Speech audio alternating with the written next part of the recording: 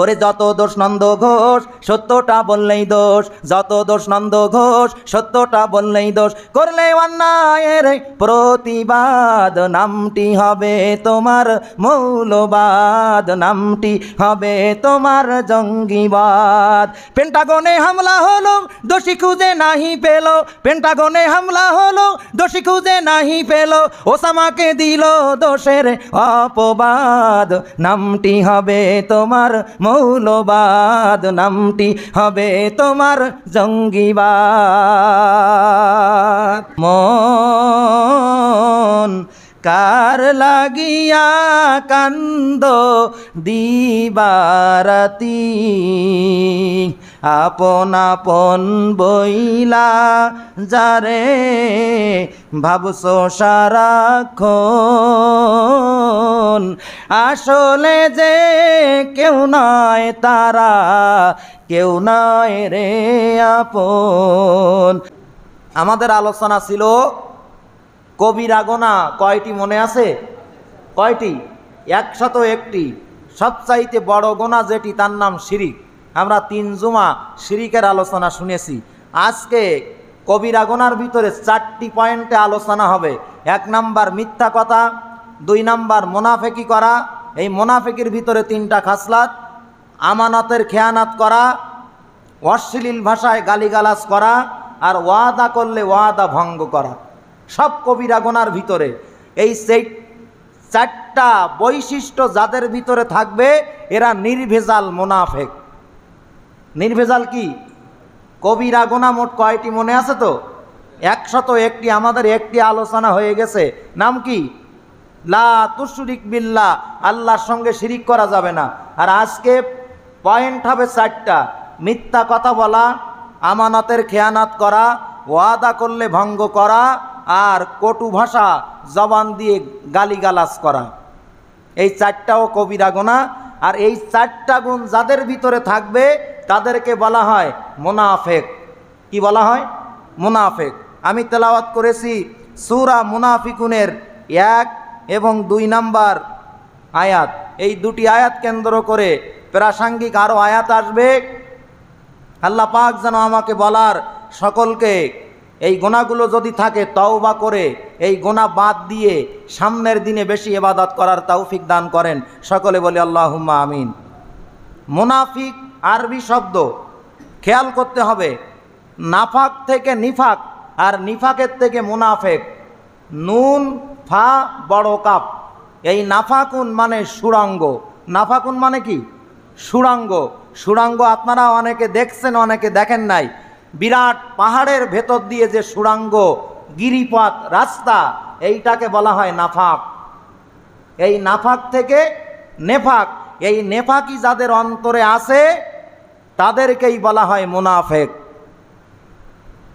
তার মানে পাহাড়ের ভিতরে যে সুড়ঙ্গ, এক দিক দিয়ে ঢুকতে হয়, অপর দিক দিয়ে বাহির হতে হয়, এই সুড়ঙ্গকে বলা হয় নাফাক। কি বলা হয়? একটু জোরে বলেন না। নাফাক। মুনাফিক নাফাক থেকে কেমনে হলো? এরা মুসলমানের ভিতরে মুসলমানের লেবাস পোশাক লাগিয়ে মুখে কোরআন তেলাওয়াত জিকির আজগার করে, ভালো ভালো কথা বলে মুসলমানদের ভিতরে ঢোকে। ঢোকার পরে কোরআন শোনে, এবার অন্তরে ওইটা মেনে নিতে পারে না। আমি সুদখোর, কোরআন বলছে সুদ খাওয়া যাবে না, কোরআন বলছে মিথ্যা কথা বলা যাবে না, কোরআন বলছে জেনা করা যাবে না, কোরআন বলছে অন্যায় করা যাবে না, জুলুম করা যাবে না। এইগুলো যখন শোনে মনে হবে ফেরেশতা। শোনার পরে অন্তরে মেনে নিতে পারে না, কারণ ওই রোগগুলো তার অন্তরে আছে। এবার মসজিদের থেকে যখন বাহির হয়, ভালো মজলিস থেকে যখন বাহির হয়, বাহির হওয়ার পরে অন্য পথ দিয়ে সমালোচনা করতে করতে যায়। হুজুর ওয়াজ করার আর জায়গা পেল না, হুজুর ওয়াজ করার আর পয়েন্ট পেল না, এত কিছু আছে। আমি সুদখোর, সুদের বিরুদ্ধে বলল, আমি জেনাখোর, জেনার বিরুদ্ধে বলল, এই যে 2 নম্বরই করলো, এইগুলোর নাম হচ্ছে নেফাক। আর এইগুলো যারা করে তাদেরকে বলা হয় আরবিতে মুনাফিক। কি বলা হয়? মুনাফিক। এই মুনাফিকদের একজন লিডার ছিল, তার নাম আব্দুল্লাহ ইবনে উবাই বিন সুলুল, রাসূলুল্লাহর সাহাবী। রসুলুল্লাহর পিছনে নামাজ পড়েছে, রসুলুল্লাহর সঙ্গে মুসাফা করেছে, কোলাকুলি করেছে, এক বইটাকে খানা খাইছে, কিন্তু সে মোনাফেকদের লিডার। কিয়ামত পর্যন্ত যত মোনাফেক আসবে তাদের নেতা হবে আব্দুল্লাহ ইবনে উবাই বিন সলুল। ঘটনা আসবে আলোচনার ভিতরে। এখন 4টা গুনার কথা আজকে আলাপ হবে। মিথ্যা কথা, জোরে বলেন কি? এগুলো কবিরা গুনাহ। 2 নাম্বার আমানতের খেয়ানত করা, কি গুনাহ? কি গুনাহ? কবিরা গুনাহ। 3 নাম্বার ওয়াদা করলে ওয়াদা ভঙ্গ করে। 4 নাম্বার তর্ক বিতর্ক হলে গালিগালাজ করে। এই 4টা গুণ যাদের ভিতরে থাকবে তাদেরকে আবার রাসূলুল্লাহ বলেছে নির্ভেজাল মুনাফিক তারা। ক্বালান নাবিয়্যু আলাইহিস সালাতু ওয়াস সালাম আয়াতুল মুনাফিকি সালাস। আল্লাহর হাবিব বলেন, আমার উম্মতেরা শুনে রাখো, মুনাফিকের লক্ষণ 3টা। এই 3টাই কবিরা গুনাহ। 1 নাম্বার ইজা হাদ্দাসা কাযাবা, যখন সে কথা বলে মিথ্যা কথা বলে। 2 নাম্বার ওয়াইজা ওয়াদা আখলাফা, যখন সে ওয়াদা করে ওয়াদা ভঙ্গ করে। 3 নাম্বার ওয়া উতমিনা খনা, আর আমানতের খেয়ানত করে। এই 3টা লক্ষণ মুনাফিকের। অন্য একটা হাদিসে আছে ওয়াইজা খাসামা ফাজারা, কথায় কথায় মুনাফিকের জবান দিয়ে অশ্লীল গালিগালাজ বাহির হয়। এই 4টাও কবিরা গুনাহ। আর এই 4টা গুনাহ যাদের ভিতরে পাওয়া যাবে তারা নির্ভেজাল মুনাফিক। আর একটা একটা যদি পাওয়া যায় মুনাফিকের লক্ষণ আছে, মুনাফিকের লক্ষণ তার ভিতরে আছে। তাহলে আজকে মূল আলোচনা হলো মুনাফিক, তাদের ভিতরে কয়টা কবিরা গুনাহ আছে একটু মুখস্থ করতে হবে। মোট কবিরা গুনাহ 101টা। আজকে 4টার আলোচনা। আর 4টা যার ভিতরে থাকবে সেই ব্যক্তি নির্ভেজাল মুনাফিক। যদি একটা থাকে মুনাফিকের লক্ষণ আছে। 1 নাম্বার মিথ্যা কথা, 2 নাম্বার ওয়াদা করলে খেলাপ করে, 3 নাম্বার আমানতের খেয়ানত করে, 4 নাম্বার গালিগালাজ করে। এখন আমাদের ভিতরে কোনো না কোনো এক রোগ কিন্তু আমাদের আছে। এই রোগ কিন্তু আমাদের অন্তরে আছে, নেফাকিয়াস। আর 4টা যদি থাকে নির্ভেজাল মুনাফিক তাকে বলা যাবে। আর যদি একটা থাকে তওবা করে ফিরে আসতে হবে, মুনাফিকের লক্ষণ তার ভিতরে আছে। এখন এই যে আলোচনাটা, কবিরা গুনাহগুলো আমাদের জানার দরকার। কেন? কারণ কবিরা গুনাহ করে যদি কেউ মরে জাহান্নামের কঠিন শাস্তি ভোগ করতে হবে, তারপরে জান্নাত। আর কবিরা গুনাহ যদি না থাকে ডাইরেক্ট আল্লাহর জান্নাত। একটু জোরে বলেন না সুবহানাল্লাহ। এখন এখানে আমরা ছোট বড় যারা আছি, আমরা কি শাস্তি জাহান্নামে ভোগ করার পরে জান্নাত চাই না ডাইরেক্ট জান্নাত চাই? ডাইরেক্ট চান না শাস্তি ভোগ করার পরে চান? তাহলে এই গুনাহগুলো যদি আমাদের ভিতরে থাকে, ডাইরেক্ট জান্নাত যদি পেতে চান ওই গুনাহ থেকে ফিরে আসতে হবে। এই জন্য আমাদের মূল উদ্দেশ্য এই আলোচনাগুলো। আল্লাহ পাকের রসুল বলছেন মুনাফিকের লক্ষণ কয়টা? আর নাফাক থেকে নেফাক, নেফাক থেকে মুনাফিক। নাফাক মানে সুড়ঙ্গ পথ, পাহাড়ের ভিতরে যে সুড়ঙ্গ গুহা আছে, এক ধার দিয়ে ঢুকতে হয় আর এক ধার দিয়ে বাহির হতে হয়। রাসূলুল্লাহর জামানায় যারা মুনাফিক ছিল সামনে এসে বলতো আপনি আল্লাহর রসুল, আপনি আমাদের নেতা, কিন্তু রসুলের সামনের থেকে যখন চলে যেত তখন পিছনে যেয়ে আর এক নীতি অবলম্বন করত। তার মানে অন্তরে এক, মুখে আর এক। মুখে বলে এক, অন্তরে আর এক, তার নাম মুনাফিক। এটা সবচাইতে ঈমান বিধ্বংসী বড় কাজ। মুখে এক, অন্তরে আর এক। কথা বলেন, মুখে এক, অন্তরে আর এক, তার নাম নেফাক। আর নেফাক যারা করে এরাই মুনাফিক। আল্লাহ পাক রব্বুল আলামিন টোটাল 30 পারা কোরআনের ভিতরে সমস্ত মানুষগুলাকে 3 ভাগে ভাগ করেছেন। মনে রাখবেন 3-এর বাইরে কোনো মানুষ থাকে না। কয়? 1 নাম্বার মুমিন। 1 নাম্বার বলেন, একটু কথা বলতে হবে। 1 নাম্বার মুমিন, 2 নাম্বার কাফের, 2 নাম্বার কাফের, আর 3 নাম্বার মুনাফিক। এই 3 পরকারের জন্য আল্লাহ পাক স্বতন্ত্রভাবে 3টা সূরা কোরআন শরীফে নাজিল করেছেন। 1 নাম্বার সূরা মুমিনুন, 2 নাম্বার সূরা আল কাফিরুন, 3 নাম্বার সূরা আল মুনাফিকুন। 3-এর বাইরে কোনো মানুষ নেই। যদি কোনো আলেম বলে, যদি কোনো পীর সাহেব বলে, যদি কোনো নামাজি ব্যক্তি বলে, যদি কোনো মানুষ বলে আমি নিরপেক্ষ, সে হলো ইসলাম থেকে খারিজ। কারণ নিরপেক্ষের কোনো সুযোগ নেই। হয় তুমি কাফের, নয় তুমি মুনাফিক, নয় তুমি মোমেন মুসলমান। তাহলে টোটাল কোরআনের ভিতরে সমস্ত মানুষগুলাকে আল্লাহ কয় ভাগে ভাগ করেছেন? 1 নাম্বার মোমেন, একটু জোরে বলেন। 2 নাম্বার কাফের, 3 নাম্বার মুনাফিক। এই 3 প্রকারের জন্য আবার 3টা সূরা। মোমেনদের জন্য সূরা আল মুমিনুন, সূরা আল মুমিনুন। কাফেরের জন্য সূরা আল কাফিরুন। আর 3 নাম্বার মুনাফিকের জন্য সূরা আল মুনাফিকুন। এখন বলতে পারেন যে একটা গোষ্ঠী তো আছে এই 3টার ভিতরে বেড় পড়ে না, তারা হলো হিজড়া। জোরে বলেন কি? হিজড়া। হিজড়াদের সম্মানও বাংলাদেশে আছে। ঝিনাইদহে এক ইউনিয়ন পরিষদের চেয়ারম্যান হলো হিজড়া। একজন প্রশ্ন করি সাংবাদিক ওই এলাকার লোকদের, তোমাদের এলাকায় পুরুষ নেই? বলে পুরুষ আছে, তবে অন্তরে সৎসাহস নেই। ওদের চাইতে এই হিজড়া কোম্পানি সাহস আছে। এখন বাংলাদেশের সংসদে আবার আল্লাহ না করুক হয়তো কোনদিন হিজড়া এমপি হয়ে যাবে। কারণ নায়িকা গায়িকা লম্পট যদি সংসদের এমপি হতে পারে, হিজড়া হবে, তাতে সমস্যা কোথায়? কথা বলেন না কেন? এখন একটা প্রশ্ন হলো, এই সালিতাবাড়িয়ার যদি কোনো মেয়ে লোক মারা যায়, মেয়ে মানুষের দ্বারাই তাদের গোসল দেওয়া হয়, কাফনও তাদের পরানো হয়, জানাজা দেওয়া হয়। যদি কোনো পুরুষ আল্লাহর বান্দা মরে, পুরুষ লোক দিয়ে তাকে গোসল দেওয়া হয়, তাকে পুরুষের নিয়মে কাফন পরানো হয়, জানাজা দিয়া কবর দেয়া হয়। এই সালিতাবাড়িয়া বা সাতক্ষীরায় যদি কোনো হিজড়া মরে, ওর না মেয়ে লোক না পুরুষ লোক, ওর কাফন দাফন কেমনে হবে জানার দরকার আছে না? হিজড়া যদি মরে, ধরেন মুসলমান হিজড়া, মুসলমানের ঘরের বাচ্চা, সে হিজড়া, এখন ওর কাফন দাফন হবে কি? ও পুরুষ না মেয়ে লোক? আলেমরা একটা সুন্দর সমাধান দিয়েছেন।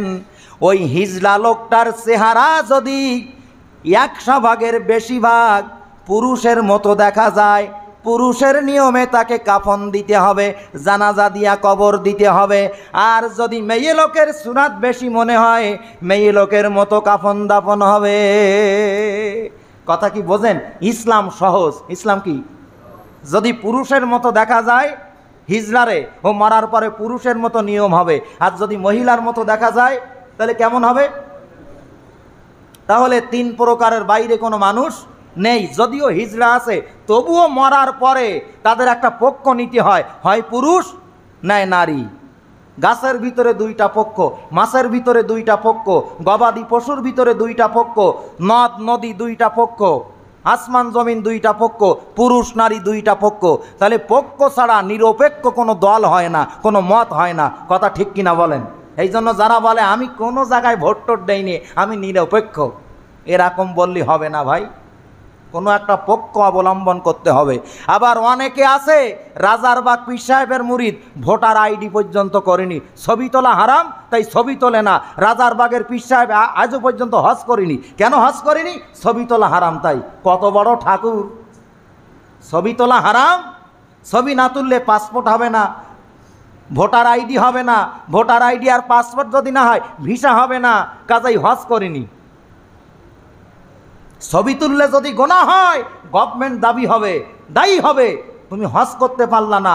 মরার সময় যত বড় পীর হও আর ফকির হও, ইহুদি আর বেঈমান হয়েই মরতে হবে। ঠিক কিনা বলেন? শরিয়াত মাইনতেস কি কায়দায় দেখেন। আমি আপনাদের সামনে তেলাওয়াত করেছি সূরা মুনাফিকুনের 1 নাম্বার, 2 নাম্বার, 3 নাম্বার আয়াত। আল্লাহ বলেন, বিসমিল্লাহির রহমানির রহিম, ইজা জাআকাল মুনাফিকুনা ক্বালু ক্বালু নাশহাদু ইন্নাকা লারাসূলুল্লাহ ওয়াল্লাহু ইয়ালামু ইন্নাকা লারাসূলুহু ওয়াল্লাহু ইয়াশহাদু ইন্নাল মুনাফিকিনা লাকাযিবুন। আল্লাহ পাক বলেন, যখন মুনাফিকরা হে আমার বন্ধু তোমার নিকটে আসে, তখন তারা বলে আমরা সাক্ষ্য দিচ্ছি আপনি মুহাম্মাদুর রাসূলুল্লাহ, আল্লাহ পাকের একজন রাসূল। মুনাফিক যারা ছিল নবীর আমলে, তারা নবীর সামনে এসে ভালো মানুষের মতো বসতো আর বলতো আমরাও সাক্ষী দিলাম আপনি আল্লাহর রসুল। আচ্ছা, ওরা সাক্ষী দেখ আর না দেখ, নবীজি যে আল্লাহর রসুল তার ভিতরে কোনো সন্দেহ আছে? এবার আল্লাহ বলেন আল্লাহু ইয়ালামু ইন্নাকা লারাসূলুহু, আর আল্লাহ পাক জানে আপনি মুহাম্মাদুর রাসূলুল্লাহ, আপনি আল্লাহর রসুল। তারা বলুক আর না বলুক, আমি আল্লাহই তো ঘোষণা দিচ্ছি আপনি মুহাম্মাদুর রাসূলুল্লাহ। কার প্রেরিত পয়গম্বর? এরপরে আল্লাহ বলেন ওয়াল্লাহু ইয়াশহাদু ইন্নাল মুনাফিকিনা লাকাযিবুন। আল্লাহ বলছে আপনার সামনে এসে যারা বলে আপনি রাসূল, আপনি আমাদের নেতা, আপনি যা বলবেন তাই মানব, আপনার সামনে থেকে যখন তারা বেরিয়ে যায় তখন মুনাফিকি করে যে নবীর বিরুদ্ধে মৃত্যুর ষড়যন্ত্র করে, আপনার বিরুদ্ধে তারা মিটিং মিছিল করে, এরা মুনাফিক। আর আমি আল্লাহ বললাম ওয়াল্লাহু ইয়াশহাদু, আমি আল্লাহ সাক্ষ্য দিচ্ছি বা কিয়ামত পর্যন্ত দেব, ইন্নাল মুনাফিকিনা, নিশ্চয়ই যারা মুনাফিক, লাকাযিবুন, অবশ্যই তারা মিথ্যাবাদী। মুনাফিকরা কি বাদী? তাহলে মুনাফিকদের বড় একটা লক্ষণ হলো মিথ্যাবাদী। তারা রসুলের সামনে এসে বাহা দেয়, পিছনে যেই কি করে? জোরে বলেন, ষড়যন্ত্র করে। আল্লাহর নবীর কাছে একজন সাহাবী আসলেন, তার নাম আব্দুল্লাহ। কি নাম? এই আব্দুল্লাহ ছিল নির্ভেজাল সাহাবা, মুসলমান মোমেন, কিন্তু তার পিতা আব্দুল্লাহ ইবনে উবাই বিন সুলুল ছিল একজন মুনাফিক।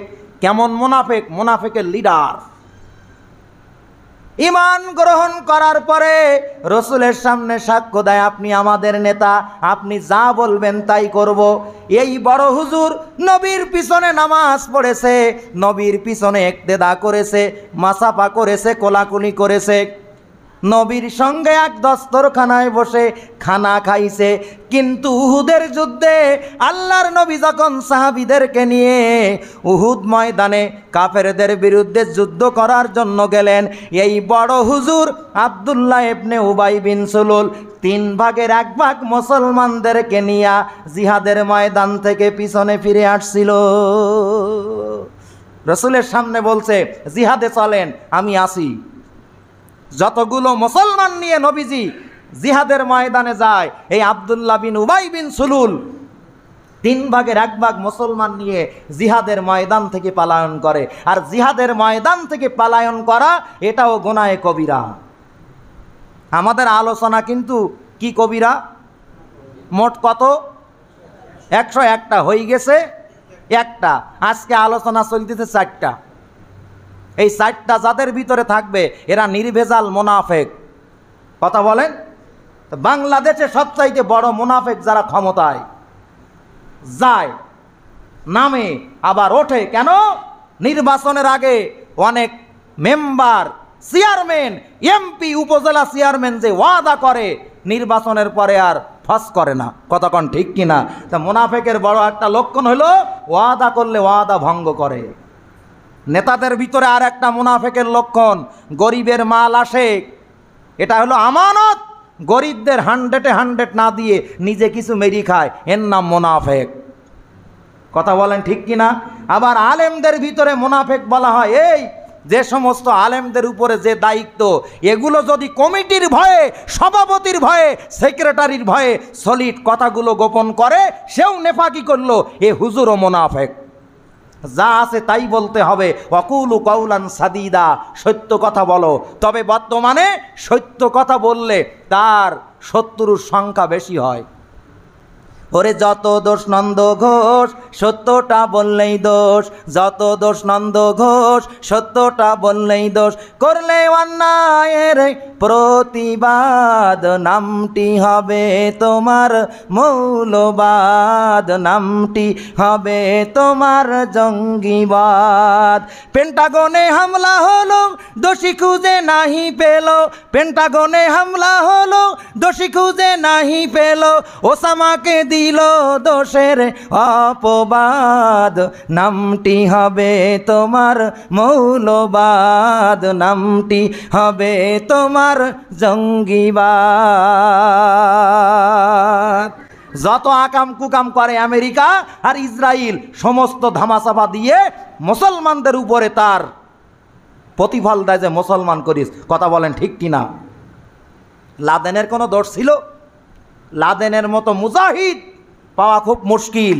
তার পিতার সম্পদ দিয়ে এখনো কাবা শরীফের খাদেমদের বেতন দেওয়া হয়। আল্লাহু আকবার বলেন। টোটাল হেরেমের ভিতরে 10,000 খাদেম আছে। এই খাদেমদের প্রত্যেক মাসের বেতন দেওয়া হয় ওসামা বিন লাদেনের সম্পদ থেকে। কিয়ামত পর্যন্ত চলবে। আল্লাহু আকবার বলেন। আর তাকে সন্ত্রাসী বানাইলো বুশ। এটা যে আসলে মুসলমান না হিন্দু না মুনাফেক না খ্রিস্টান তাও বোঝার দরকার নেই, কারণ সে হলো একটা জানোয়ার। কারণ জানোয়ার না হলে মানুষের রক্ত এত খাইতে পারে না। কথা বলেন না কেন? হাই রে সাদের দুনিয়ায় মানুষ সে না বড় দায়, মানুষ দেখতে চলো এবার জাদুঘরে যাই সবাই, মানুষ চিনতে চলো এবার জাদুঘরে যাই সবাই। কথা কন না কেন? চেহারাটা দেখতে ভালো, পোশাকটাও চমৎকার, অন্তরে তার কালি ভরা, কাজটা বড় কদাকার। এই মানুষের ভিড়ে আজি আসল মানুষ নাই রে নাই, মানুষ দেখতে চলো এবার জাদুঘরে যাই সবাই। পশুর পেটে জন্মে পশু, মানুষের পেটে মানুষ, আল্লাহ জানে কিসের পেটে জন্মেছিল জর্জ বুশ। এত রক্ত খেয়েও যার রক্ত নেশা মেটে নাই, এত রক্ত খেয়েও যার রক্ত নেশা মেটে নাই, মানুষ দেখতে চলো এবার জাদুঘরে যাই সবাই। চেহারা ভালো, বিরাট পোশাক, বিরাট 7 হাত লম্বা পাকড়ি, মোনাফেকের সর্দার, নাম আব্দুল্লাহ বিন উবাই বিন সালুল। 3 ভাগের 1 ভাগ নিয়ে কাটলো। আজকে তাফসিরের ভিতরে দেখলাম যেটা আমি এতদিন জানতাম না, আব্দুল্লাহ ইবনে উবাই বিন সালুল এত বড় মুনাফিক হলো কেমনে? আল্লাহর রসুল যখন জুমার বয়ান দিতেন, আমি যেমন জুমার বয়ান দিচ্ছি, মাহফিলে যখন কোনো আলেম ওয়াজ করে একজন নাম ঘোষণা করে কি করে না? উমুক বক্তা ওয়াজ করবে। আল্লাহর হাবিব যখন জুমার দিনে খুতবা দিবেন, সাহাবীদের পরামর্শ না নিয়ে আব্দুল্লাহ ইবনে উবাই নিজে উঠে বলতেন, এখন আমাদের দোজাহানের কামিয়াবির জন্য আল্লাহর নবী বয়ান করবেন, সবাই চুপচাপ মৌমাছির মতো বসে তোমরা শোনো। কে ঘোষণা দিত? প্রতি জুমায় ঘোষণা দিতেন। উহুদের যুদ্ধের থেকে যখন পিছন থেকে 3 ভাগের 1 ভাগ মুসলমান নিয়ে আব্দুল্লাহ বিন উবাই পালায় আসলো, উহুদের ময়দানে আল্লাহর নবীর দান মোবারক শহীদ হলো। নিজের মাথার এই বড় হাড় ভেঙে হেলমেট ঢুকে গেল। রসুল রক্তাক্ত হলো। 70 জন সাহাবী নবীজির চাচা আমির হামজা সহ কাতরে জীবন দিল। যাদের উহুদের পাদদেশে একটা চৌকো বাউন্ডারির গ্রিলের ভিতরে 70 জন উহুদের ময়দানে শহীদ যারা হয়েছে তাদের কবর আছে। কোনো চিহ্ন নেই মুসলমান, শুধু মাঝখানে একটা কবরের চৌকো নিশানা করা আছে। এই কবরটা সাইয়্যিদুশ শুহাদা আল্লাহর নবীর চাচা হযরতে আমির হামজার কবর। আল্লাহু আকবার বলেন।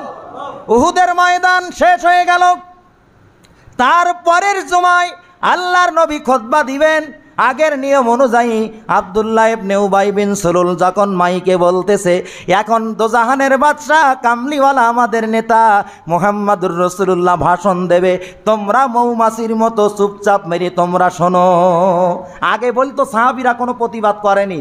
উহুদের ময়দানে এই মুনাফিকি করার কারণে সাহাবীরা তার উপরে এতটা নারাজ হলো, এতটা রাগ হলো, যেই মাত্র দাঁড়াইছে নবীর নাম বলবে, সমস্ত সাহাবীরা বলতেছে বেটা তুমি বসে যাও। কি বলতেছে? ওর জন্যই তো উহুদের ময়দানে প্রথমে জয়ী হয়েও মুসলমানেরা বিজয়ী হয়নি। কথা কন না কেন? প্রকাশ হয়ে গেল যে মুনাফেক, ওই যে নাফাক পাহাড়ের সুড়াঙ্গর একদিক দিয়ে ঢোকে আর একদিক দিয়ে বাহির হয়। ও রসুলের সামনের থেকে জিহাদে যাবে বলে বাহির হলো, কিন্তু পিছনে যেই রসুলকে মারার সংকল্প করলো। এই ব্যক্তির নাম হলো উবাই ইবনে সুলুল। এই ব্যক্তি মারা গেল। তার ছেলে সাহাবী আব্দুল্লাহ নবীজির দরবারে এসে কাঁদতেছে আর বলতেছে, ইয়া রাসূলুল্লাহ, ইয়া হাবিবাল্লাহ, আমার আব্বা আব্দুল্লাহ ইবনে উবাই বিন সুলুল মারা গেছে। আমার আব্বার কাফন দিব, আপনি একটা জামা দেন, কারণ আমার আব্বার কাছে আপনি ঋণী আছেন। এইটা কোনো আলেম বলে না যে রসুলুল্লাহর গায়ের জামা দিলেন। কেন দিলেন? রসুলুল্লাহর কি যায় আসে যে ইসলামের এত ক্ষতি করলো লেবাসধারী মুনাফিক, তার জন্য রসুলুল্লাহ জামা দেবে? বদরের যুদ্ধে আল্লাহর নবীর বড় চাচা হযরতে আব্বাস রাদিয়াল্লাহু তাআলা আনহু যখন মুসলমানদের হাতে বন্দী হলো, সে কাফের অবস্থায় বদরের ময়দানে গিয়েছিল মুসলমানদের বিপক্ষে। এই বদরের জিহাদে আল্লাহ পাক ৭০ জন বন্দি করালেন কাফেরদের মুসলমানদের হাতে, আর ৭০ জন দুনিয়ার থেকে জাহান্নামের টিকিট পাইল। এই ৭০ জনের ভিতরে আল্লাহর নবীর বড় চাচা হযরতে আব্বাস রাদিয়াল্লাহু তাআলা আনহু একজন। হযরতে আব্বাস যে জামাটা গায়ে দিত, এই জামার গলার থেকে নাভি পর্যন্ত, অনেক বর্ণনায় আছে গলার থেকে পা পর্যন্ত লম্বা জামা, ৭০টা স্বর্ণের বোতাম ছিল। কত ধনী মানুষ! এই আব্বাস সুদের ব্যবসা করত। যখন ইসলাম গ্রহণ করলেন, আল্লাহর নবী বলতেছে, ও আমার চাচা, আপনি যে সম্পদ কামাইছেন কোটি কোটি কোটি কোটি রিয়াল, আপনার এই সম্পদগুলো সব জাহান্নামে যাবে। আপনার এই সম্পদগুলো আমি রসুল 2 পাদে পদদলিত করে দিলাম। আল্লাহর নবীর কাছে কলেমা পড়ে মুসলমান হওয়ার পরে ওই কোটি কোটি বিলিয়ন আপনার রিয়াল সম্পদ হযরত আব্বাস সব বিসর্জন দিয়ে দিলেন জান্নাতের সাথে। আল্লাহু আকবার বলবেন না? এই আব্বাস রাদিয়াল্লাহু তাআলা আনহুকে যখন বন্দি করলেন, বন্দি করার পরে তার গায়ে কোনো জামা ছিল না। জামা জিহাদের ময়দানে সাহাবীদের হাতে আমানত গনিমতের মাল হিসাবে চলে গেল।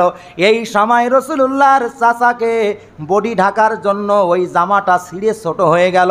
আব্দুল্লাহ বিন উবাই বিন সুলুলের গায়ের জামা আল্লাহর রসুল নিয়ে তার চাচার গায়ে পরিয়ে দিয়েছিলেন। মানে ওই জামায় কুলাচ্ছে না, তাই একটা জামা চাইছিল, তাই আব্দুল্লাহ বিন উবাই বিন সুলুল একটা জামা দিয়েছিল, তার জামা। উনি মরার পরে তার ছেলে সাহাবী আব্দুল্লাহ বলে, আমার আব্বা একটা জামা দিয়েছিল, আপনার চাচা আব্বাসকে আপনারা তো ঋণ থাকবেন না, আমার আব্বার ওই পাওনা জামাটা আপনি দিবেন, যেই জামাটা দিয়ে আমার পিতাকে আমি কাফন বানায় দেব। আর আপনার কাছে দাবি গো ইয়া রাসূলুল্লাহ, ইয়া হাবিবাল্লাহ, আমার আব্বার জানাজার নামাজের ইমামতিটা আপনি নিজে করবেন। আল্লাহু আকবার। রাসূলুল্লাহ জামা দিলেন। কেন দিলেন? তার কারণ বুঝতে পেরেছেন? ঋণ থাকবে কেন? আল্লাহর রসুলের হাশেমি বংশের জন্য যাকাত ফিতরা নেওয়া হারাম।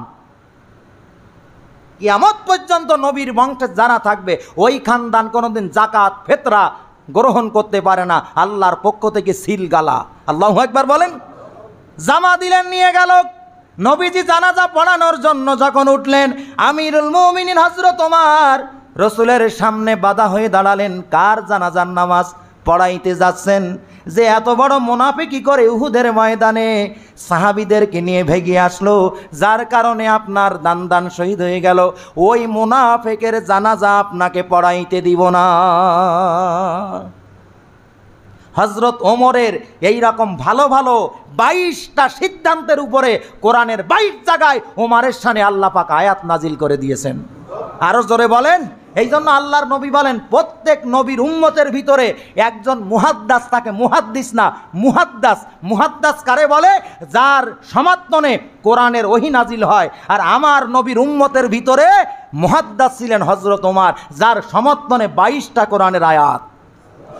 একটু জোরে বলেন সুবহানাল্লাহ। ওমর বলছে না, আমি তার জানাজা পড়তে যাইতে দিব না। রাসূলুল্লাহ বলছেন ওমর বাধা দিও না, যাই, সে ভুল করেছে, আল্লাহর কাছে ক্ষমা চেয়ে দেখি আল্লাহ তার মাফ করে কিনা। অত দয়া থাকলে আল্লাহর নবী তার জানাজায় যাচ্ছে। জানাজায় গেলেন, সঙ্গে সঙ্গে জিবরাইল আমিন আল্লাহর পক্ষ থেকে কোরআনের আয়াত নিয়ে হাজির হয়ে গেলেন। এই আয়াতগুলো নাজিল হইল হযরত ওমরের সিদ্ধান্তের উপরে। আল্লাহু আকবার বলেন। সূরা তাওবার ভিতরে আল্লাহ পাক বলেন 80 নম্বর আয়াত, ইস্তাগফির লাহুম আও লা তাস্তাগফির লাহুম ইন তাস্তাগফির লাহুম 70 মাররাতান ফালাই ইয়াগফিরাল্লাহু লাহুম যালিকা বিআন্নাহুম কাফারু বিল্লাহি ওয়া রাসূলিহি ওয়াল্লাহু লা ইয়াহদিল কওমাল ফাসিকিন। আল্লাহ পাক বলতেছে ইস্তাগফির লাহুম, হে নবী, এই আব্দুল্লাহ ইবনে উবাইয়ের জানাজায় যাচ্ছেন আপনি, তার জন্য ক্ষমা চান আর না চান, আমি আল্লাহ ওর মতন মুনাফিককে ক্ষমা করব না। ক্ষমা করবে না কে? এরপরে আল্লাহ বলছেন 70 মাররা, 70 বার যদি তার জন্য ক্ষমা চান, যে অপরাধ করেছে, আমি আল্লাহ এই মুনাফিকের ক্ষমা করব না। রাসূলুল্লাহ তারপরেও দোয়া করতেছেন, ওমর আল্লাহ তো 70 বার, তাওবা 70 বার দোয়া করলেও কবুল করবে না, আমি 70 বারের বেশি তার জন্য ক্ষমা চেয়ে দেখি আল্লাহ তারে মাফ করে কিনা। এর চাইতে দয়ার নবী আর কে হবে বলে? আল্লাহ বলছে 70 বারও যদি ক্ষমা চাও ক্ষমা করব না, নবী বলছে 70 বারের বেশি করি দেখি আল্লাহ ক্ষমা। এইভাবে মুনাফিকের আয়াতের শানে আল্লাহ পাক নাজিল করেছেন। এরপরে কবর দেওয়ার পরে যখন দোয়া করতেছেন, আল্লাহ পাক আর একখানা আয়াত নাজিল করে দিলেন, যে আয়াতটা সূরা তাওবার 84 নম্বর আয়াত। আগে তো দোয়া করতে নিষেধ করেছেন, আর এখন আল্লাহ কি বলছে আরো শক্ত কথা, ওয়ালা তুসাল্লি আলা আহাদিম মিনহুম মাতা আবাদা ওয়ালা তাকুম আলা কবরিহি ইন্নাহুম কাফারু বিল্লাহি ওয়া রাসূলিহি ওয়া মাতু ওয়া হুম ফাসিকুন। আগে বলেছে ক্ষমা চান আর না চান মাফ হবে না, যদি 70 বারও ক্ষমা চান। এবার আল্লাহ বলছে লা তুসাল্লি আলা আহাদিম মিনহুম, এই আব্দুল্লাহ ইবনে উবাইয়ের মতো মুনাফিক যদি কেউ নেক্সটে মারা যায়, তার জানাজার নামাজ আপনি রাসূল পড়তে পারবেন না। কি পড়তে নিষেধ করতেছে? শুধু তাই না, ওয়ালা তাকুম আলা কবরি, জানাজা পড়া তো দূরে থাক, দোয়া করা তো দূরে থাক, তাদের কবরের দ্বারে আপনি রাসূল দাঁড়াইতেও পারবেন না, দাঁড়াইতেও পারবেন না। ইন্নাহুম, নিশ্চয়ই তারা, কাফারু বিল্লাহি ওয়া রাসূলিহি, আল্লাহ এবং তার রসুলের সাথে ঈমান আনায়নের পরে, মুসলমান হওয়ার পরেও কুফরি করেছে। ওয়ামাতু ওয়া হুম ফাসিকুন, তারা পাপাচারী অবস্থায় মৃত্যুবরণ করবে। এই মুনাফিকের একটা তালিকা ছিল হযরতে হুযায়ফা ইবনুল ইয়ামানের কাছে। আল্লাহর নবী তালিকাটা দিয়ে বলছিলেন, আমার সাহাবার ভিতরে যে কয়জন মুনাফিক, মদিনায় যে কয়জন মুনাফিক আছে, তাদের লিস্টি এই, খবরদার তুমি তাদেরকে চিনবা, কিন্তু এদের নাম কারোর কাছে বলবা না। আল্লাহর নবী দুনিয়ার থেকে ওফাত বরণ করলেন। আমিরুল মুমিনিন হযরত ওমর জোহরের নামাজের পরে হুযায়ফার কাছে যে বলতেছে, হুযায়ফা, তোমার কাছে একটা মদিনার মুনাফিকদের তালিকা আছে, ওই তালিকার ভিতরে আমার নামটা আছে কিনা তুমি একটু বলে দাও। হযরত হুযায়ফা বলে, তালিকায় আপনার নাম আছে কিনা এটাও বলবো না, অন্য কারণ নাম থাকলে সেটাও বলবো না, নিষেধ করেছেন আমার নবী। এই জন্য আমরাও কোনো মুনাফিকের নাম বলবো না, তবে কার্যকলাপ যদি থাকে বুঝে নিতে হবে। দাড়ি টুপি আছে, নামাজ পড়ে, হজও করে, যাকাতও দেয়, ও মুনাফিক। কথা কয় না তো? নাম বললে আবার ঘাড়ে লাঠি পড়তে পারে। এইগুলো যাদের ভিতরে আছে তারা কি, জোরে বলেন না কেন, কি সবাই কি মুনাফিক নাই? এইগুলো যাদের ভিতরে আছে। এখন নাম না বললে রাত্রে গুঁড়ো গুঁড়ো বৃষ্টি পড়তেছে, যেই 10 জন সাহাবী নবীজির জবান দিয়ে জান্নাতি, 2 নম্বরে হযরত ওমর, ঠিক কিনা বলেন? এই ওমর কেমন, লা নবিয়্যা বাদি ওয়ালা রাসূলা, আমার পরে কোনো নবী রাসূল আসবে না। যদি আসতো লাকানা ওমর, ওমরকে আল্লাহ নবী বানাতেন। এই ওমর রাত্রের বেলা মৃদু মৃদু বৃষ্টি হচ্ছে, কানতে কানতে হাঁটতে হাঁটতে হযরত হুযায়ফার বাড়ির দরজার সামনে হাজির। সালাম দিয়ে বলতেছে, হুযায়ফা আমি আমিরুল মুমিনিন আসছি, একটু দরজাটা খোলো। হযরত হুযায়ফা আশঙ্কিত হচ্ছেন, এই জামানার গভর্নর, অর্ধেকটা পৃথিবীর শাসনকর্তা আমিরুল মুমিনিন, আমি হুযায়ফার ঘরের দরজার সামনে। আল্লাহু আকবার। আর চেয়ারম্যান হলি কোনো কাজের লোকের কাছে যায় না, খবর দেয়, ওর আসটি বলো, না আসলি আবার জোর করে ধরিয়ে আনতে পাঠায়। আর অর্ধেকটা পৃথিবীর শাসনকর্তা ওমর, জান্নাতের সার্টিফিকেট প্রাপ্ত সাহাবী হযরত হুযায়ফার বাড়ির সামনে হাজির। দরজা খুলে দিলেন, দেওয়ার পরে বলতেছে, হুযায়ফা নবীজি বিদায় নেওয়ার পর থেকে মনটা আমার ভালো না, যে মুনাফিকের তালিকার ভিতরে ওমরের নামটা নবীজি লিখে গেছে কিনা। আল্লাহু আকবার। যেই ওমরের এত শান, এত মান, কিন্তু তালিকার ভিতরে তার নাম আছে কিনা তিনি আশঙ্কা করতেছে। হযরত হুযায়ফা যোহরের নামাজের পরে যে উত্তর দিয়েছিলেন সেই উত্তর নাম বলা যাবে না। এবার আমিরুল মুমিনিন কত বড় বিচক্ষণ, বলতেছে, হুযায়ফা যাদের লিস্টে আছে এই মুনাফিক মরলে জানাজা কি পড়তে রাসূলুল্লাহ নিষেধ করেছেন না পড়তে বলেছেন? হযরত হুযায়ফা বলতেছে, যারা মুনাফিকের তালিকায় যাদের নাম আছে এরা মরার পরে এদের জানাজা রাসূলুল্লাহ পড়তে নিষেধ করেছেন। এবার আমিরুল মুমিনিন উত্তর কেমনে নিচ্ছে দেখেন। আল্লাহু আকবার। আমিরুল মুমিনিন হযরত ওমর বলে, হুযায়ফা আমি রাসূলের খলিফা, আমি আমিরুল মুমিনিন, আমি তোমার ভাই, আমি তোমাদের খলিফা, আমি ওমর যদি কালকে মারা যায় বা আজকে রাত্রে ফজরের আগে যদি আমি মারা যাই, ফজরের পরে জোহরের পরে আমার জানাজা হবে, তুমি হুযায়ফা আমি ওমরের জানাজা পড়বা কিনা একটু বলো। হযরত হুযায়ফা প্যাঁচ বুঝতে পারে নাই। হযরত হুযায়ফা বলছেন, আপনার মতো জান্নাতি মানুষের জানাজা পড়বো না, তে কার জানাজা পড়বো? এই কথা জানার পরে ওমর বুঝতে পারলেন তালিকার ভিতরে আমার নাম না। আল্লাহু আকবার বলেন। এই জন্য আসেন আমরাও যদি এই খাসলাতগুলো আমাদের ভিতরে থাকে, মিথ্যা কথা, আমানতের খেয়ানত, ওয়াদা করলে খেলাপ, গন্ডগোল বাদলেই খয়াকার বয়াকার দে চালাইনি, এইগুলো যদি থাকে সে নির্ভেজাল মুনাফিক। আর এরা মরি যাওয়ার পরে দোয়া তো দূরে থাক, ও জানাজা দাফন কাফন কিছু করা যাবে না, নিষেধ করেছেন কে? জোরে বলেন। এই জন্য মরা যদি আমাদের লাগে, লোকে জানো বলে না মুনাফিক মরি গেছে, ওর জানাজায় গিয়ে লাভ নেই। অনেক নেতার কথা শুনি পরের উপর জুলুম করে, কিন্তু মরার পরে তখন কিন্তু ফুটিয়ে ওঠে লোকটা দালালি করি গে সারা জীবন। এই রকম কথাবার্তারা যেন মানুষ আমরা মরার পরে না বলে, আমাদের ফিরে আসার দরকার আছে না নেই? জোরে বলেন। কারণ মারা যাওয়া লাগবে, কেউ কারোর সঙ্গে যাবে না। আমাদের সঙ্গের সাথী আমল, আর পরকালে আমাদের নবী সুপারিশ করবে, আর আল্লাহ তো আমাদের কবরের আখিরাতে সব জায়গার সাথী। কথা বলেন না কেন? মন কার লাগিয়া কান্দ দিবারাতি, আপন আপন বইলা যারে ভাবছো সারাক্ষণ,